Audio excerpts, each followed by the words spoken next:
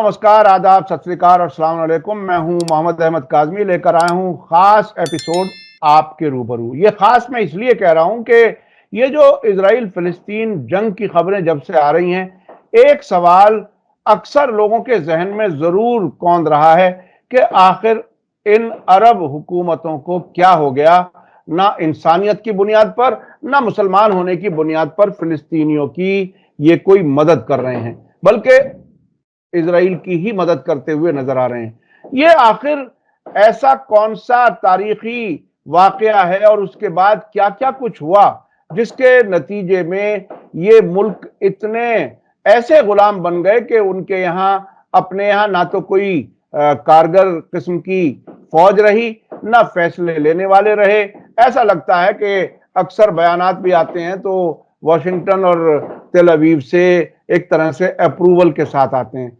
क्या कुछ हुआ, ये बहुत ही बुनियादी सवाल है। इस पर आप आखिर तक जरूर देखिएगा। मेरे साथ खास मेहमान हैं अली जाफर जैदी साहब, जो पॉलिटिकल एक्सपर्ट हैं। ओरिजिनली तो आबाई तौर पर तो हिंदुस्तान मुजफ्फरनगर के आसपास का एक ताल्लुक उनका है। यहां से वो पाकिस्तान गए और उसके बाद वहां कुछ ऐसे हालात हुए कि वो अब लंदन में रहते हैं। हमारी मुलाकात उनसे हुई थी 2003-4-5 के आसपास और उनसे राब्ता रहता है क्योंकि वो बहुत ही सुलझे हुए शख्स हैं। और उन्होंने अपनी एक किताब जो तकरीबन बायोग्राफी तो है, लेकिन साथ साथ दुनिया के वाकयात को कैसे देखा है, उस किताब का नाम है बाहर जंगल अंदर आग। अगर आप लोग चाहें तो उसे सर्च करके आप हासिल भी कर सकते हैं। मैं सीधे चलता हूं अली जाफर जैदी साहब की तरफ के सीधे हम सवाल करते हैं कि आखिर इन अरब हुकूमतों की इतनी पुख्ता गुलामी क्या है कि ये बिल्कुल सर उठा करके ये देख ही नहीं रहे कि कहीं कोई शर्म की बात है। हरम के अंदर, मक्का में हरम के अंदर कोई फिलिस्तीन की हमदर्दी में ना दुआ कर सकता, ना नारा लगा सकता। हत्ता कि फिलिस्तीन का जो वो एक खास किस्म का एक कपड़ा डाल लेते हैं, उसको किफाया कहते हैं, वो भी पहन करके नहीं, डाल करके नहीं जा सकते। आखिर इतने खौफजदा इजराइल से और अमेरिका से क्यों हैं ये अरब हुक्मरान? जी जैदी साहब, आप बताइए कि आखिर ये बहुत बड़ा सवाल है कि आखिर इन अरब हुक्मरानों को क्या हो गया, कितनी पुख्ता गुलामी है कि वो हिल नहीं रही, तब्दीली नहीं आ रही उसमें। जी बहुत शुक्रिया काज़मी साहब। हमेशा मुझे खुशी होती है आपके प्रोग्राम में आकर। ये जो गुलामी है, इसकी अरबों की इस गुलामी की तारीख में हमें थोड़ा सा तारीख में झांकना पड़ेगा कि ये इब्तदा कैसे हुई। अगर हम जाएं, पहली आलमी जंग 1914 में शुरू हुई और उसके इख्तिताम 1918 में हुआ, तो जब तक तीन जो सल्तनतें थीं दुनिया की एम्पायर्स, ज़ार रूस की एम्पायर, ऑस्ट्रो हंगरी एम्पायर और सल्तनत उस्मानिया, इनका खात्मा हुआ। अब इसके सल्तनत उस्मानिया के खात्मे की जो तारीख है, उसको अगर हम समझें तो अरबों का रोल हमें समझ में आ जाता है, और किस तरह से जब से ही ये बरतानिया और फिर अमेरिका उसके बाद उसके हाशिया बरदार और गुलाम कैसे बने। ये जब जंग शुरू हुई तो इसमें रूस, फ्रांस और बरतानिया, आप सबके इल्म में है, वो इत्तहादी थे। और ये लॉरेंस ऑफ अरेबिया, जो कि उनके जासूस थे बरतानिया के, कैप्टन रैंक के, उन्होंने एक बहुत बड़ा रोल प्ले किया। वो ये कि अरबों को ये दिया गया लालच कि अगर आप ये सल्तनत उस्मानिया से आज़ादी ले लेंगे तो हम आपकी अरब ममलिकत सल्तनत कायम करेंगे।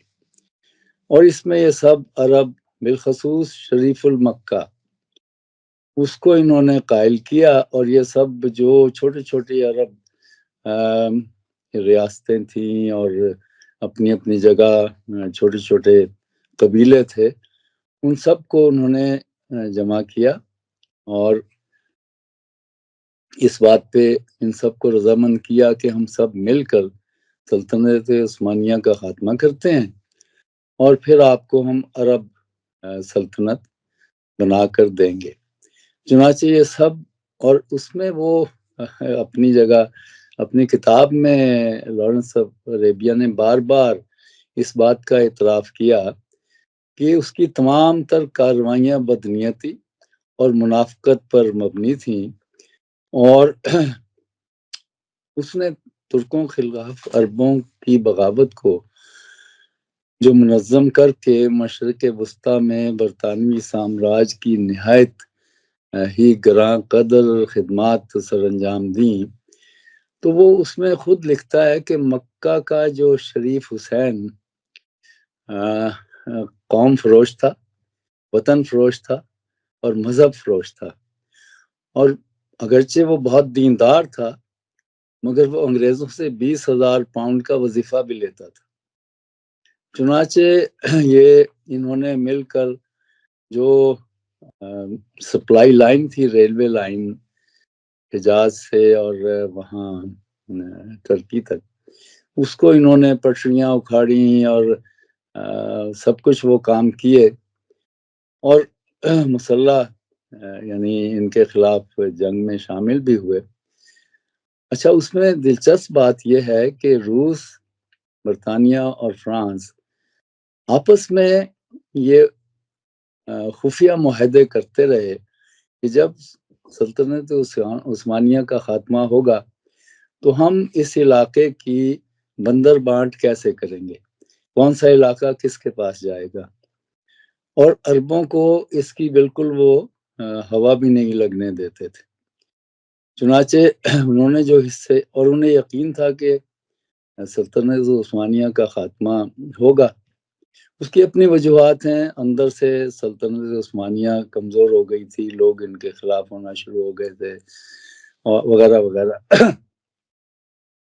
تو بہت سے معاہدے ہوئے خفیہ، لیکن جو معاہدہ 1916 میں ہوا اس کو کہتے ہیں سائکس پیکو معاہدہ، اور اس معاہدے کے تحت پھر جو سلطنت عثمانیہ کا علاقہ تھا اس کے حصے بکھرے ہوئے،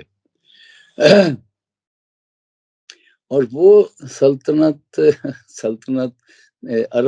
عرب مملکت جس کا خواب دکھایا گیا تھا، جب سلطنت عثمانیہ کا 1918 میں خاتمہ ہوا تو وہ خواب بس خواب ہی رہا، اور انہوں نے بہت بڑا دھوکہ دیا، کوئی مملکت قائم نہیں کی، بلکہ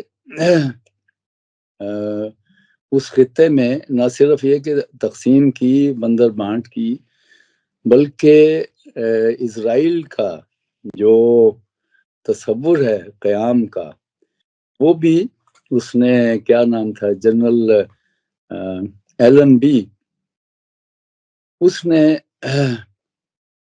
یہ تصور 1917 میں دے دیا تھا، اور جبکہ اس نے بیت المقدس پر قبضہ کیا، اور اس کے بعد پھر جو تھا وزیر خارجہ برطانیہ کا آرتھر بالفور، اس نے اس کا اعلان کر دیا کہ اسرائیل کو ہم قائم کریں گے اور یہ ان کا ہوم لینڈ ہوگا۔ چنانچہ یہ جو نقشہ ہے یہ جب سے بنا، اور عرب چونکہ انہوں نے ایک بہت ہی عجیب و غریب رول پلے کیا تھا اپنی ہی سلطنت کو، اسلام یعنی مسلمانوں کی سلطنت کو خاتمے کے لیے، تو اس میں پھر انہیں یہ یقین ہو گیا تھا برطانیہ کو کہ یہ تو ہمارے غلام ہیں، ہمارے نوکر ہیں، ان کو جب چاہیں جس طرح چاہیں ہم استعمال کریں گے۔ چنانچہ شام اور لبنان تو فرانس کے پاس گیا، باقی جو عراق جس کو میں سپوٹونیا کہتے تھے وہ، اور باقی جو علاقے ہیں وہ سب کے سب چلے گئے برطانیہ کے پاس۔ اور روس نے چونکہ 1917 میں انقلاب آ گیا تھا تو انہوں نے کہا کہ ہم اس استعماری اور امپیریلسٹک جو ایگریمنٹ ہے ہم اس سے باہر نکلتے ہیں. اور انہوں نے پھر لڑائی میں بھی حصہ نہیں لیا، بلکہ انہوں نے لینن نے کیا کیا کہ وہ جو خفیہ معاہدہ تھا اس نے پبلک کر دیا. اور یہ جو ینگ ٹرکس ہیں جنہوں نے موجودہ ٹرکی کو بچایا، ورنہ یہ بھی ختم ہو جاتا، تو انہوں نے پھر گلی گلی محلے محلے جا کر وہ معاہدہ جو خفیہ تھا اس کو لوگوں تک پہنچایا اور بتایا کہ یہ ہمارے ساتھ ہو رہا ہے.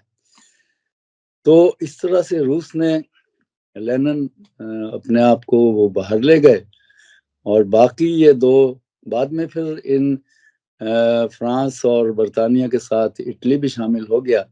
تو انہوں نے ایک بندر بانٹ کی، اور یوں سمجھیے کہ میز پر بیٹھ کر جیسے لکیر لگاتے ہیں اس طرح سے اس خطے کو انہوں نے تقسیم کر لیا. اور باقی جو شیخڈمز ہیں وہ تو آپ کے علم میں ہے کہ 1820 سے اور 1970 تک یہ جتنی ریاستیں ہیں آپ کی، یہ جو ہے نا قطر اور یو اے ای، کویت اور بحرین وغیرہ وغیرہ، عمان، یہ تو ہمیشہ سے ہی برطانیہ کے زیر اثر اور برطانیہ ان کا پروٹیکٹریٹ رہا. تو یہ اس طرح سے جب بندر بانٹ ہوئی تو انہوں نے اپنے وہاں حاشیہ بردار بٹھائے. عراق میں انہوں نے شاہ حسین کا جو بیٹا تھا اس کا نام کیا تھا، امیر فیصل، اس کو، اور اس کے بعد یہ بھی انٹرسٹنگ ہے کہ شریف المکہ کو سعودی عرب دینا تھا، وہ بھی اس کو نہیں دیا، اس کو وہاں سے نکال کے اور ابن سعود کو وہاں کا حاکم بنا دیا، جس نے 1930 میں اپنی بادشاہت کا اعلان کیا اور اس نے سعودی کنگڈم قائم کر لی. تو اس طرح سے یہ جو کھیل اس خطے میں ہوا ہے، اس میں برطانیہ اور فرانس کی جو سامراجی جو عزائم تھے اس کے تحت انہوں نے یہ حصے بکھرے کر کے اپنی حکومتیں وہاں قائم کی، اور ان حکومتوں نے ان کے مفادات کا تحفظ بھی کیا. اس وقت تک تیل نہیں نکلا تھا، صرف جغرافیائی اہمیت تھی اس علاقے کی، اور وہ بھی نہر سویز کے علاقے کی وجہ سے. آگے بڑھنے سے پہلے میں دو تین ذرا کلیریفیکیشن چاہ رہا ہوں تھوڑا سا بیچ میں. ایک تو یہ کہ سلطنت عثمانیہ اس وقت تقریباً کہاں تک پھیلی ہوئی تھی، ذرا یہ تھوڑا سا بتا دیجئے. اور یہ جو شریف مکہ جو تھے، کیا یہ خانہ کعبہ کے کوئی ذمہ دار تھے، یا مکہ کے کوئی میئر قسم کی کوئی چیز تھی، یا کہ مذہبی لیڈر تھے، یہ کیا کچھ تھا؟ اور یہ جو آپ نے کہا کہ مملکت قائم نہیں ہوئی، تو مملکت کا کیا تصور تھا، اور جو اب موجودہ بعد میں جو حکومتیں بنی ان میں کیا کچھ فرق ہے؟ یہ تھوڑا سا کلیئر کرتے چلیے. جی، وہ جو سلطنت عثمانیہ ایران سے یعنی خلیج فارس سے لے کر اور اوپر آپ شام تک، لبنان تک جائیں، یہ پورا علاقہ ان کے زیر اثر تھا. زیر اثر نہیں، سلطنت اس پورے خطے میں تھی. اور یہ نجد، یہ حجاز کے حاکم تھے، اور نجد میں وہ تھا یہ جو ابن سعود. تو اور یہ شریف المکہ اس لیے کہلاتے تھے کہ اپنے آپ کو ہاشمی کہتے تھے، اور ہاشمی ہونے کے ناطے یہ مکے کا خانہ کعبہ کا انچارج اپنے آپ کو سمجھتے تھے، اور یہ سمجھتے تھے کہ خانہ کعبہ پر ہمارا حق عربوں کا ہونا چاہیے، اور یہ سلطنت عثمانیہ نے جو اس کو اپنے کنٹرول میں لے رکھا ہے یہ ان کا حق نہیں ہے، ہم ہاشمی ہیں تو ہمارا اس پر حق ہے.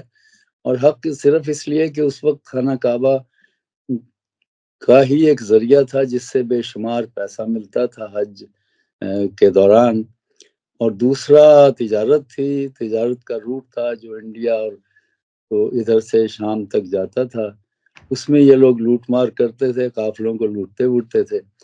تو اس پورے علاقے میں یہ جو سلطنت تھی یہ پھیلی ہوئی تھی، اور چھوٹے چھوٹے جو قبیلے تھے وہ آہستہ آہستہ سر اٹھا رہے تھے، کیونکہ یہ سلطنت عثمانیہ یا خلیفہ جو تھے وہ اپنے مزے میں لگے ہوئے تھے. آپ کو حیرانی ہوگی کہ خلیفہ جو تھے عبدالحمید، ان کی 26 بیویاں تھیں اور 26 میں سے 16 جو تھیں وہ جارجیا کی تھیں.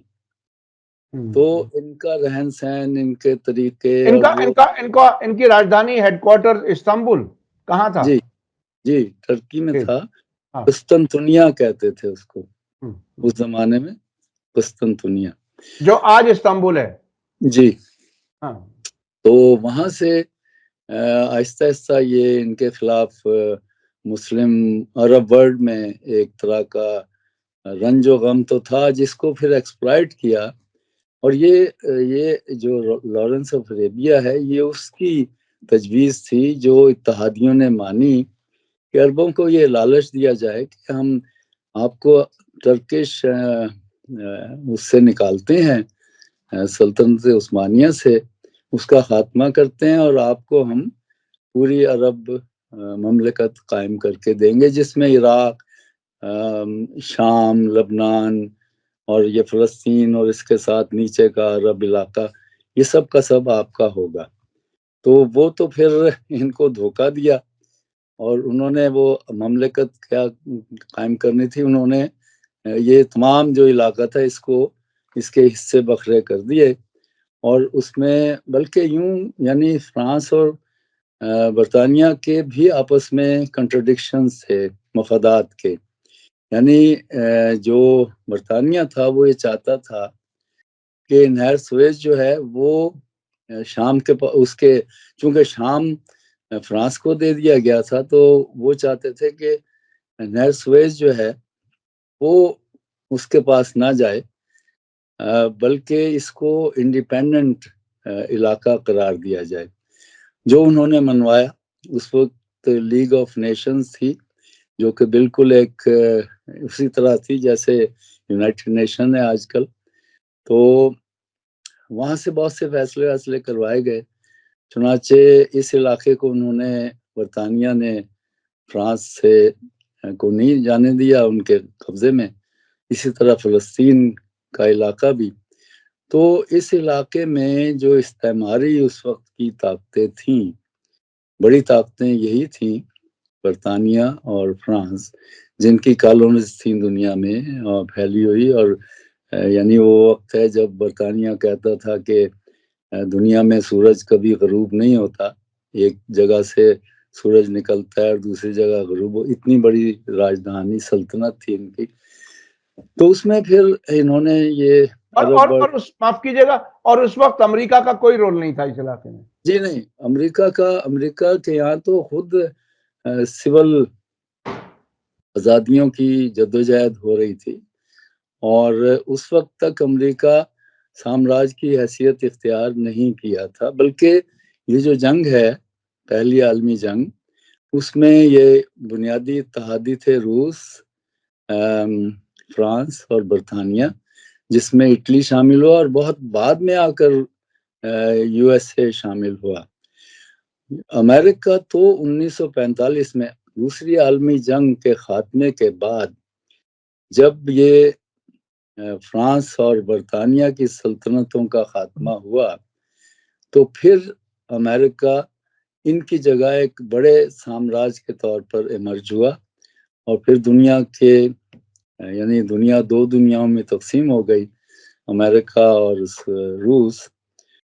اور پھر اس مڈل ایسٹ میں بھی ہم دیکھتے ہیں کہ پھر دنیا میں جو دنیا تقسیم ہوئی، اس کے اثرات یہاں بھی ہوئے. اور 1945 کی جنگ آزادی، اس کے عالمی جنگ کے بعد بہت سی قوموں نے پھر آزادی کی جدوجہد شروع کی. ہندوستان آزاد ہوا، اسی طرح عرب ممالک میں آزادی کی لہر آئی، ایجپٹ، عراق، یمن، شام، ان جگہوں پر آزادی، الجزائر، یہاں پر بڑی جدوجہد کے بعد انہوں نے آزادی حاصل کی، اور یہ سوویت یونین کے بلاک میں چلے گئے. اچھا، میں تھوڑا سا وقت کی کمی کی وجہ سے میں تھوڑا سا کچھ اور چیزیں پوچھنا چاہتا ہوں.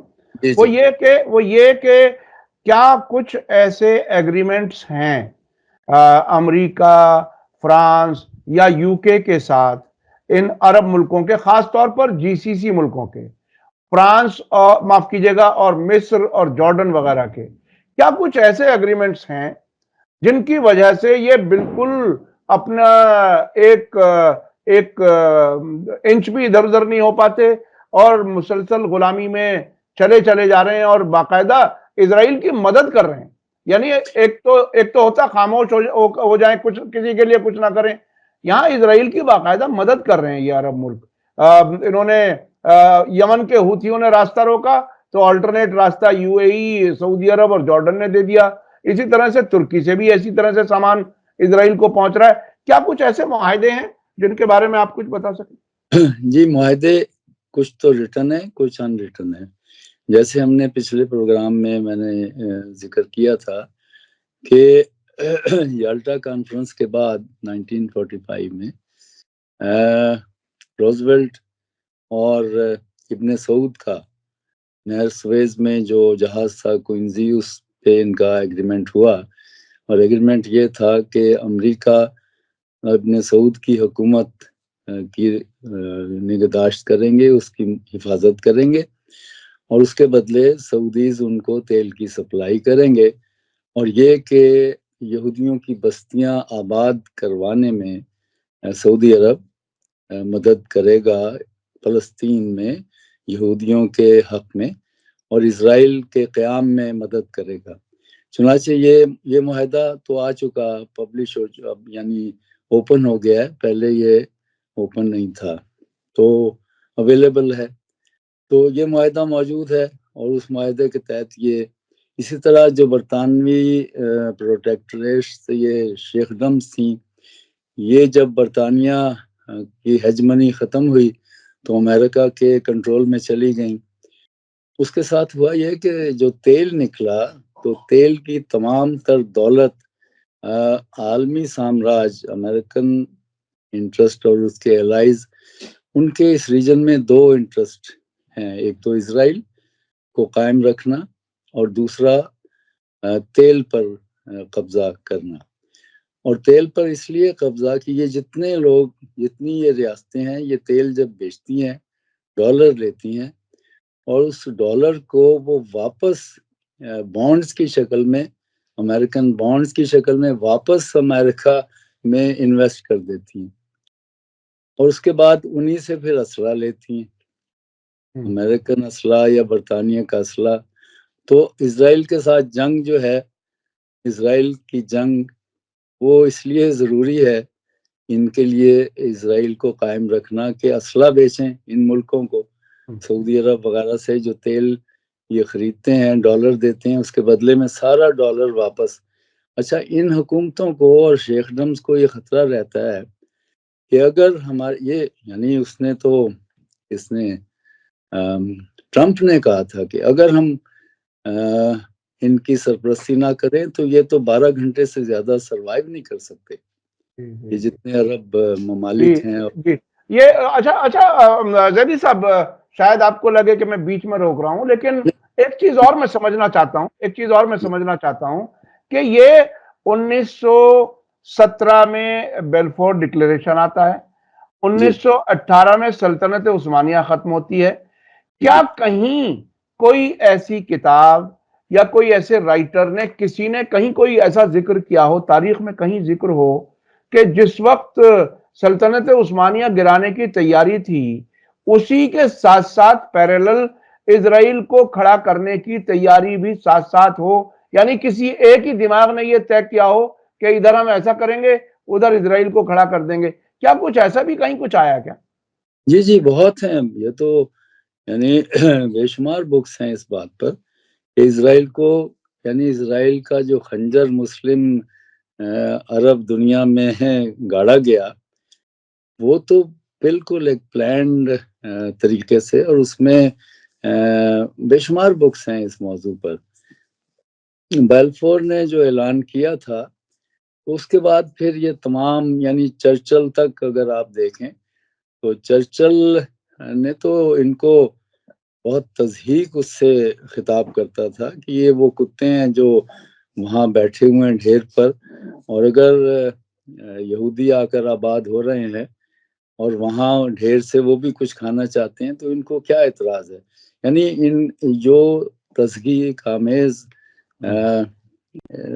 جو لفظ تھے وہ استعمال کرتے تھے، ٹڈے ہیں، ان کو ہم کچل دیں گے وغیرہ وغیرہ، اور یہ پورا ایک پلان وہ تھا، اور پلانڈ اس لحاظ سے کہ ایک تو ان کو جیو پولیٹیکلی اس کی ضرورت تھی، دوسرا ان تمام ریاستوں کو اپنے کنٹرول میں رکھنا تھا، ایران تو ان کے ساتھ تھا ہی، اور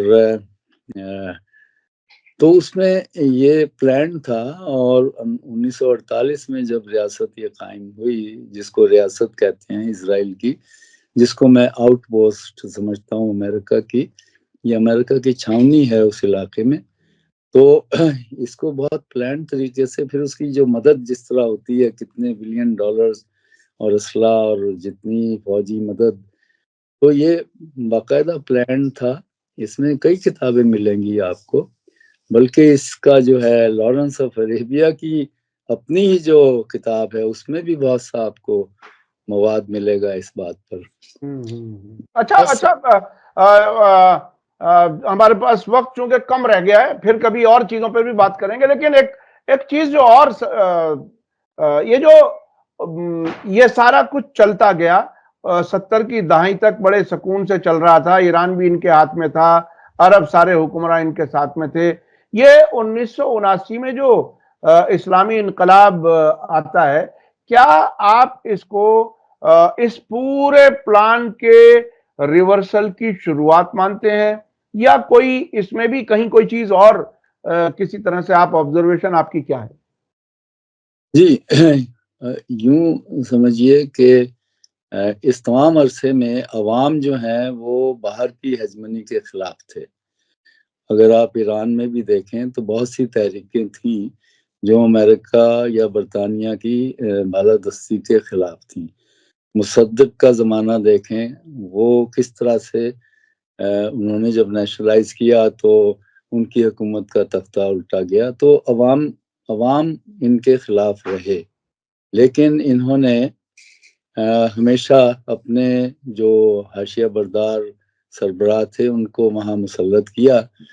تو یہ بات آپ کی بالکل درست ہے کہ انقلاب ایران کے بعد عوام کا وہ جو ایک جس کو سپریس کیا ہوا تھا وہاں کے حکمرانوں نے، وہ پھر نکلا باہر، اور اس کا اظہار آپ کو پھر نہ صرف ایران میں نظر آتا ہے بلکہ پورے عرب ورلڈ میں۔ یعنی آج عرب ورلڈ کا پورا جو مسلمان ہے، عام انسان، عام مسلمان، وہ تو اسرائیل کے اور ان ریاستوں کے، ان حکمرانوں کے اور ان کے سرپرست سامراجی آقاؤں کے خلاف ہے۔ اور ہر طرح سے، میں ایک وقت میں تھا جب 2008 میں حسن نصر اللہ نے ان کو پہلی بار شکست دی اسرائیل کو، اور کوئی یہ سمجھ نہیں سکتا تھا کہ یہاں بھی کوئی راکٹ جا سکتے ہیں۔ تو اس وقت میں سعودی عرب میں تھا، تو وہاں لوگوں کا جذبہ یہ تھا کہ وہ سب کے سب جہاد کے نام پر بارڈر کی طرف چل پڑے تھے۔ تو انہیں ریڈیو پر یہ اعلان کرنا پڑا، جو میں خود اس وقت یعنی وہاں اس کا میں گواہ ہوں، انہوں نے اعلان کیا کہ جہاد فزیکل ضروری نہیں ہے، آپ جہاد بالمال کریں۔ یعنی عوام کو وہ جو جد و جہد تھی، عام سٹرگل، اس میں لوگ شامل ہونے کے لیے بارڈر تک جوک در جوک جا رہے تھے۔ تو ان کا ٹی وی ہر وقت یہ کہہ رہا تھا کہ جہاد بالمال کریں، اس کا بھی اتنا ہی ثواب ملتا ہے۔ چنانچہ عوام تو ان کے خلاف ہیں۔ اور یہ اچھا، یہ اب ایک چیز سمجھنے کی ہے، ایک ہی ویڈیو میں کچھ چیزیں ہائی لائٹس کی طرح سے ہی چاہے شامل ہو جائیں، میری یہ کوشش ہے۔ تو ابھی جو عوام کا رجحان ہم نے دیکھا جنگ کے شروعات سے، اور غالباً اب تک بھی کسی حد تک اسرائیل کو بائیکاٹ کرنے کا سلسلہ عرب ملکوں میں کافی زوردار انداز میں چلا۔ بالکل شروعاتی جب جنگ تھی تو ایسی رپورٹیں خود ویسٹرن میڈیا نے رپورٹ کی تھی کہ کچھ عرب ملکوں میں باقاعدہ بڑے بڑے ہائی ویز پر بل بورڈ لگے ہوئے ہیں جن میں ایک کسی فلسطینی خون میں لت پت بچے کی تصویر اور اس کے نیچے لکھا ہوا ہے کیا آج آپ نے کسی فلسطینی کا قتل کیا ہے. اس طرح سے اپیل تھی جو بہت ہی ایموشنل تھی. اب تک بھی لوگ کہتے ہیں کہ میکڈونلڈ اور KFC اور جو برانڈز اسرائیلی ہیں وہ سامان کم بک رہا ہے اس علاقے میں. آپ کو کیا لگتا ہے کہ کون سا پوائنٹ ٹریگر پوائنٹ ہو سکتا ہے کہ ان ملکوں میں بھی اپنی حکومتوں کے خلاف یعنی عوامی نمائندہ حکومتیں بنانے کی کوئی تحریکیں چل سکیں؟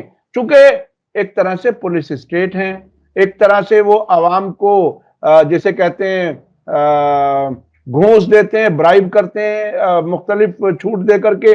آپ کو کچھ امکان لگتا ہے چونکہ آپ عرب ملکوں کو بھی نزدیک سے جانتے ہیں ایسا مجھے لگتا ہے؟ جی, ایک تو یہ کہ عوام کی جو جذبات ہیں وہ شدید ہیں لیکن وہ منظم نہیں ہے. وہ افرادی قوت بکھری ہوئی ہے, بے شمار ہے لیکن وہ بکھری ہوئی ہے. دوسرا یہ کہ سپریشن ہے, جیسے آپ نے کہا پولیس سٹیٹس ہیں. مگر یہ ایک بات تسلیم کرنی چاہیے اور دنیا جو یعنی امریکن انفلوئنس سے باہر کی دنیا ہے یا لوگ ہیں وہ اب یہ یقین رکھتے ہیں کہ یہ امریکن امپیریلزم اور اس کے الائز یہ زوال پذیر سامراج ہے اور اس کے ساتھ جو جڑی ہوئی حکومتیں ہیں وہ بھی زوال پذیر ہیں.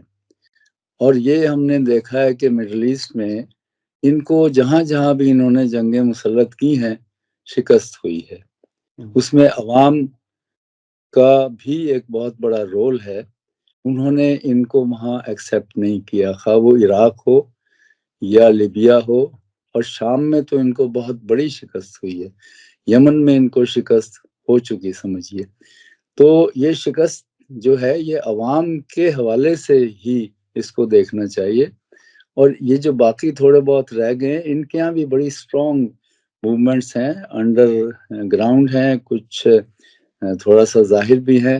اور یہی وجہ ہے کہ یہ جو سعودی عرب میں تھوڑی سی یہ آزادیاں دے رہے ہیں اور تھوڑا سا اوپن کر رہے ہیں, لبرل معاشرے کو بنانا چاہتے ہیں تاکہ عوام کی سٹیم آؤٹ ہو, ان کو جدوجہد سے ہٹا کے اس دوسری طرف لگایا جائے.